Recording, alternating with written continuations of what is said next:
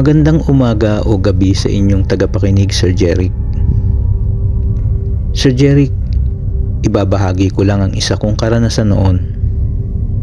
Naganap ito noong kasalukuyang pang isa akong food delivery rider. Tawagin niyo na lamang akong Joselito. Ito ang nangyari noon, Sir Jeric. Isang gabi, may deliver ako noon. Parting Pasay ang location. Nang marating ko ang lugar at yung bahay, tinawagan ko ang numero na nagpapadeliver. Nagre-ring lang ito at walang sumasagot. Nakailang tawag pa ako pero wala pa ring sumasagot. Sa isip-isip ko, na-scam ata ako Hanggang sa may isang ali ang napadaan. Nagtanong ako kung yun ba ang bahay ng umorder ng pagkain. Pinakita ko ang pangalan. Oo, yan nga. Pumasok ka na, kumatok ka na lang doon sa may pintuan nila. Nang matiyak ko na yun nga ang bahay ng nagpapadeliver, ay pumasok na nga ako sa bakuran dahil wala namang gate. Kumatok ako sa pintuan at tumawag ako. Tao po. Ma'am, tao po. Sumilip ako sa may bintana. Nakita kong bukas ang TV nila sa may salas. Isang lalaki Tapos nakauwi sa sobrang kalasing. may nakita akong matandang babae na nakaupo sa sopa. Nanonood ata yung matanda sa TV. Sa tansya ko ay nasa 60 years old na yung matanda, o baka mahigit pa. May kahabaan at maputi na rin ang buhok nito. Ang ginawa ko, nilakasan ko pa ang pagtawag para marinig ako nung matanda. Opo, nay. Pero Opo. sa lakas ng pagtawag ko, Sir Jeric, nanatili pa rin itong nakaupo na para bang walang naririnig. Sabi ko, bingi ata. Naintindihan kaya ni Lola yung pinapanood niya. Hindi nga siya makarinig. Sa pagsilip ko sa may bintana, maya-maya, nakita ko may babaeng nagmamadaling palapit sa may pintuan. Sumilip ito sa bintana. Kuya, bakit po? Anong kailangan nyo? Tinanong ko siya kung siya ang nagpapadeliver ng pagkain. Tapos binanggit ko ang kanyang pangalan. Ang sabi ni ma'am ay oo. Tumatawag po kasi ako sa phone ninyo kanina, pero wala pong sumasagot. Sorry kuya. Naiwan ko dito sa salas yung phone ko kasi nasa banyo ako kanina. Ganun po ba? Eto po ma'am, yung in-order nyo. Binuksan ni ma'am yung pinto. Habang iniaabot ko yung pagkain, nasabi ko na tinatawag ko yung matanda na babae na nanonood sa TV kanina. Nakaupo doon sa sopa. Nanay niyo po siguro yun. Hindi naman po ako marinig. Sir Jeric, nagtaka ako sa sinabi ni ma'am. Wala daw silang kasamang matanda sa bahay. Sila lang daw ng anak niya na 6 na taong gulang pa lamang at asawa niya ang nakatira sa bahay na yun. Wala pa nga daw ang asawa niya, hindi pa dumarating. Kuya, wag naman kayong manakot, sabi ni ma'am sa akin. Napatingin ako sa kinauupuan ng matandang babae, pero wala na ito doon. Ang sabi ko na lamang, hindi po ma'am, pasensya na. Baka po namalikmata lang ako. Hindi ko na ipinilit ang nakita ko. Matapos maiabot ang bayad, umalis na ako, Sir Jeric. Pero Sa Jeric, sigurado ako sa nakita ko na may matandang nakaupo doon sa may sopa. Sa Jeric, ito ang karanasan kong hanggang ngayon ay naaalala ko pa. Kaya nga ibinahagi ko ito sa inyong channel. Sa Jeric, sana ay maisingit mo ito sa iyong mga uploads sa iyong channel. Maraming salamat. Ito si Joselito.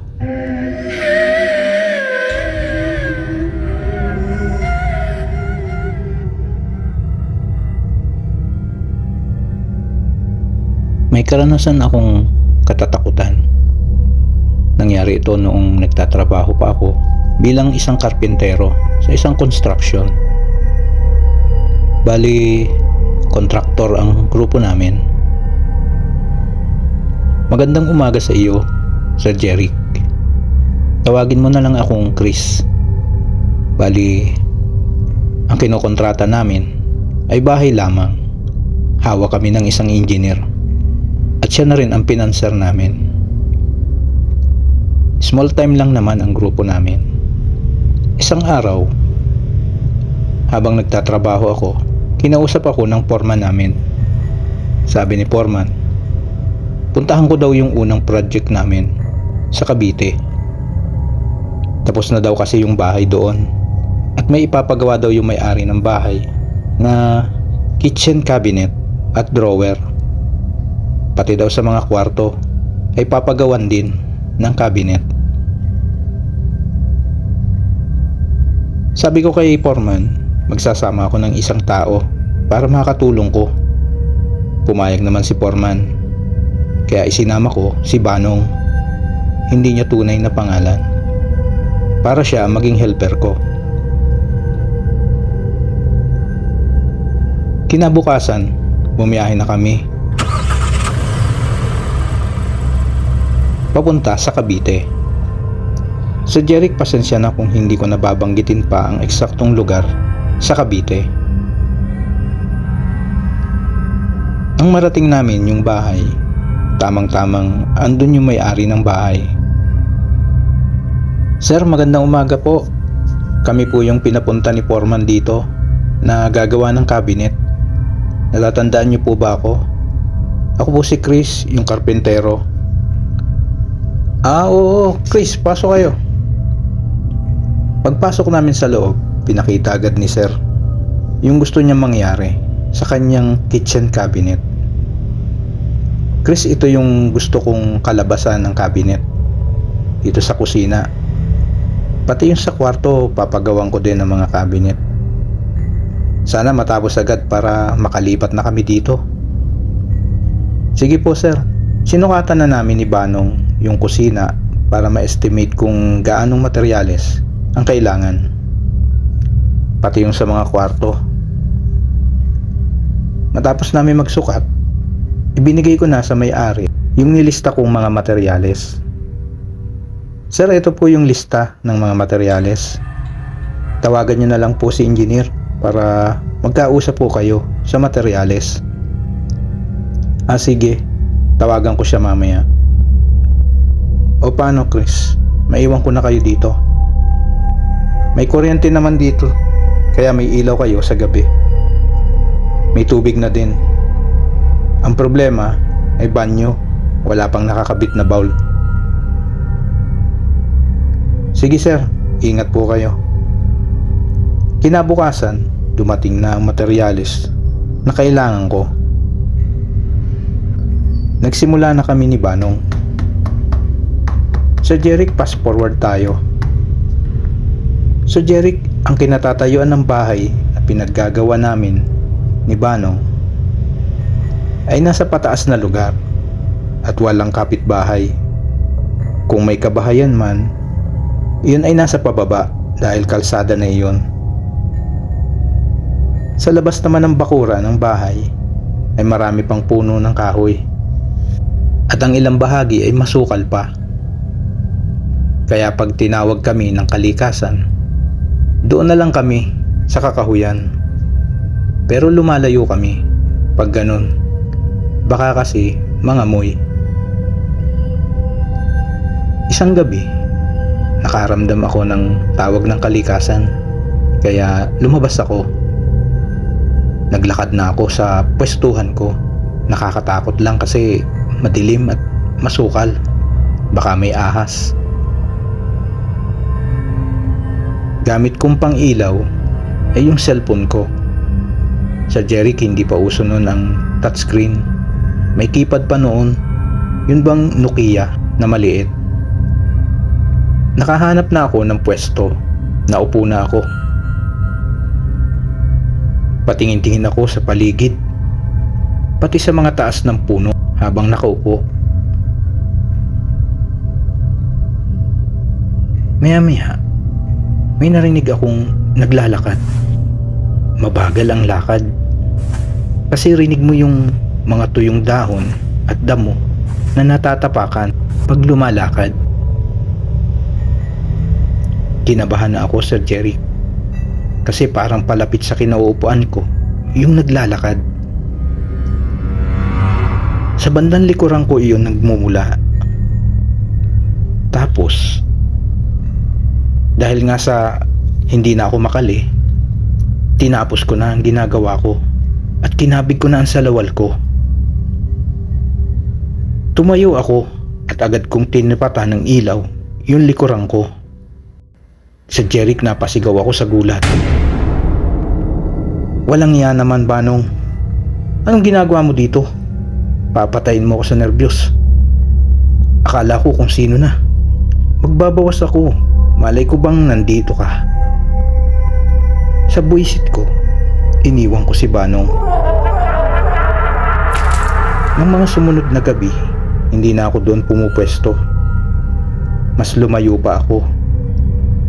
Isang gabi nga ay bumangon muli ako dahil sa kumukulo ang tiyan ko.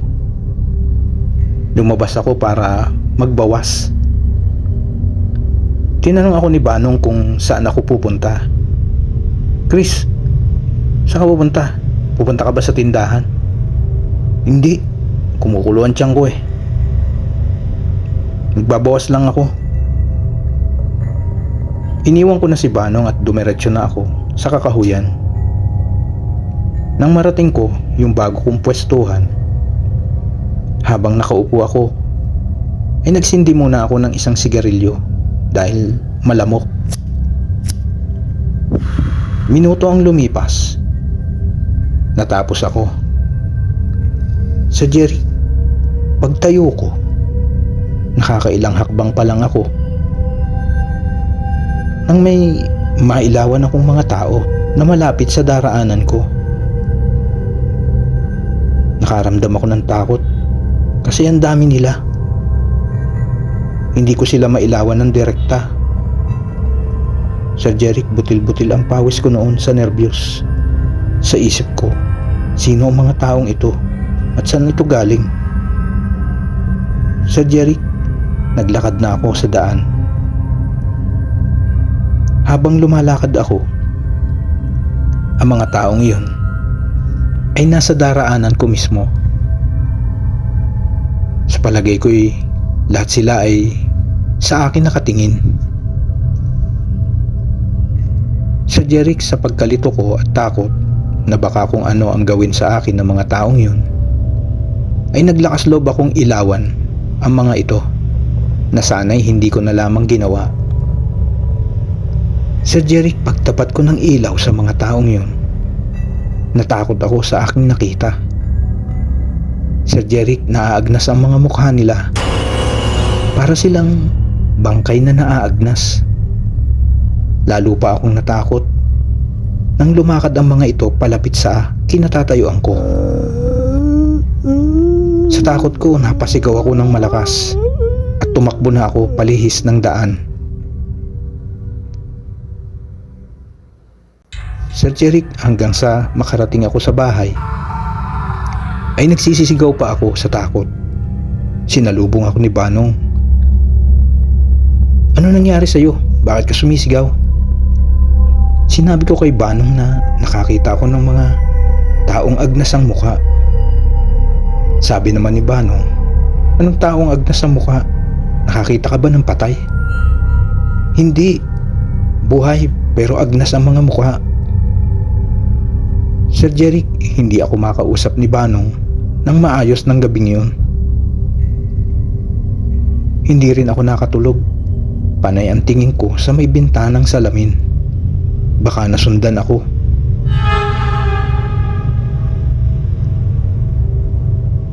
Sir Jeric, nang dumating yung may-ari ng bahay, hindi ko na sinabi yung nakita ko nung gabi. Baka kung ano pa ang isipin nito.